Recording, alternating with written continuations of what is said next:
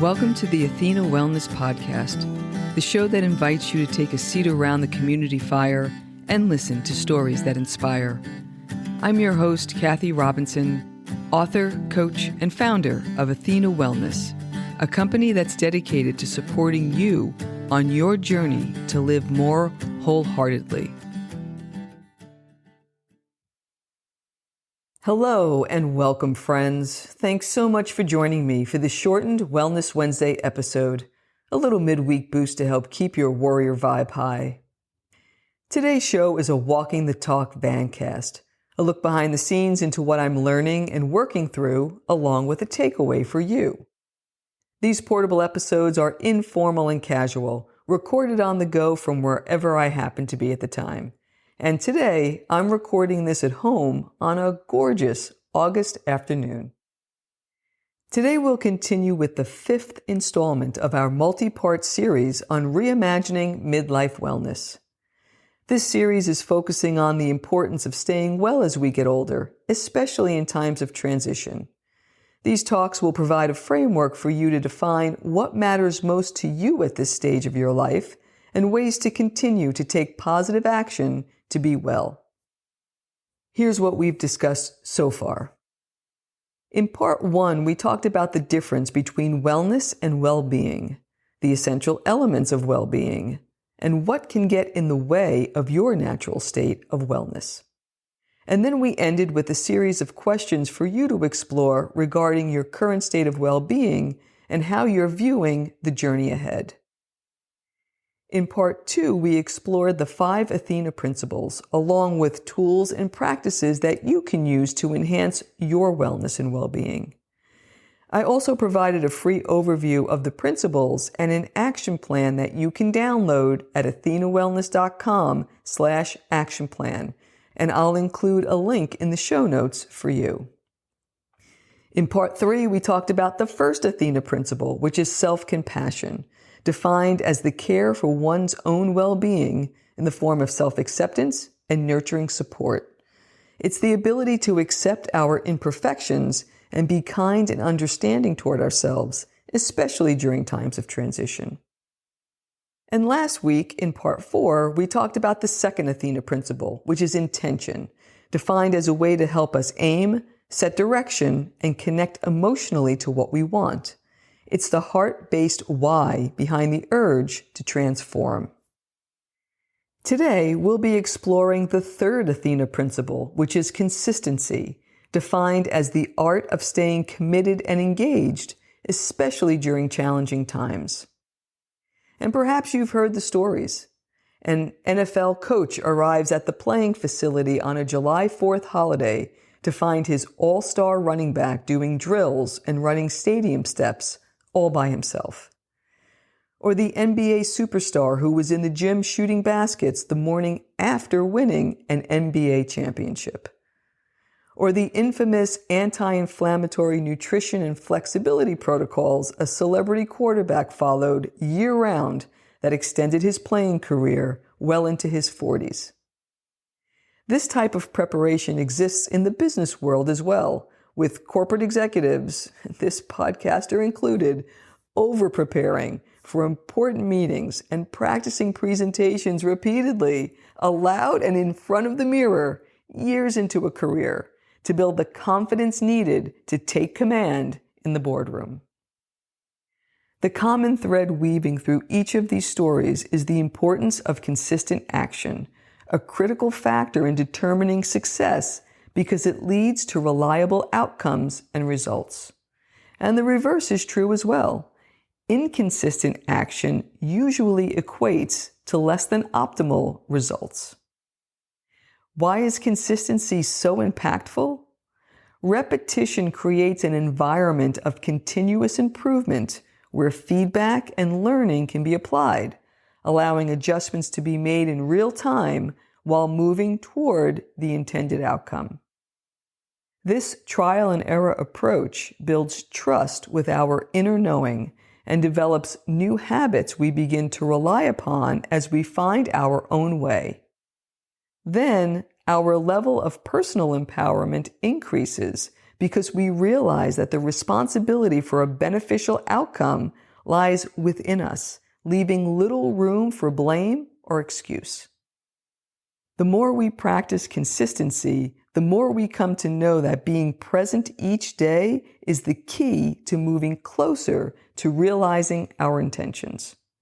With consistent effort, we notice it becomes easier to bypass distractions and immediate gratification in favor of creating a lifestyle that supports good habits and making the right wellness choices over the long term. Momentum builds when we understand that true satisfaction comes from incremental, deliberate choices linked to desired behaviors. We begin embracing the process and the work that's moving us toward our desires. And that's the sweet spot and an indication that our lifestyle has shifted when we begin to enjoy our wellness practices. We find that consistent preparation, effort, learning, and adjustment are the driving forces of the whole wellness equation. It's all about how you choose to show up for yourself. Great leaps of effort are not required to begin to move toward your intentions. In fact, studies have shown that small steps taken consistently lead to lasting change. Plan to start your wellness efforts with a series of micro actions, and before long, you'll feel the momentum build and know when you're ready to increase the frequency and intensity of your actions. Now it's your turn. Here are 9 steps to begin to craft a suitable approach of consistent action. 1. Review your wellness intention and clarify your area of focus. 2. Begin where you are with a realistic view of your current circumstances, ability, and time commitment. Be mindful not to overcommit at first. 3. Select a suitable first step or micro action that gets you actively moving forward with little effort. 4. Emotionally connect this activity with your why, focusing on the benefits and additive value this action will bring to your life. 5. Create a routine to make taking action easier, such as a start date, a calendar appointment, or preparing a gym bag the night before. 6. Pay attention to the inner critic and have a plan to offset a negative talk track should it surface. 7. Anticipate and clear your biggest obstacles to the extent possible. 8. Share your plan with a trusted friend as extra incentive to not hit the snooze button in the morning. And 9. Track progress in a way that's visible and tangible for you. And now a quick personal story before I get to your takeaway. If I look back over the last 25 years, my wellness intentions haven't changed all that much. I still want to eat healthy, move my body, maintain a positive mindset, be creative, and be actively engaged in my life. What has changed over the years is how I stay consistent. I have continuously adjusted my routine to align with my life at any given time, such as when I traveled extensively for work just a few years ago. These days, while contributing to the care of a loved one, I had to adjust once more, creating a new schedule to get my runs and weight training workouts in between my caregiving sessions. I've also restarted a sitting meditation practice each morning to ground me, something I haven't done since my Wall Street days. And now, your takeaway. How do you make consistency your new norm? As you've learned, consistency is what builds healthy habits that are integrated into your lifestyle, rather than sporadic activity that can leave you open to bargaining on whether or not to do something. Here are 5 ideas to help make wellness your new norm.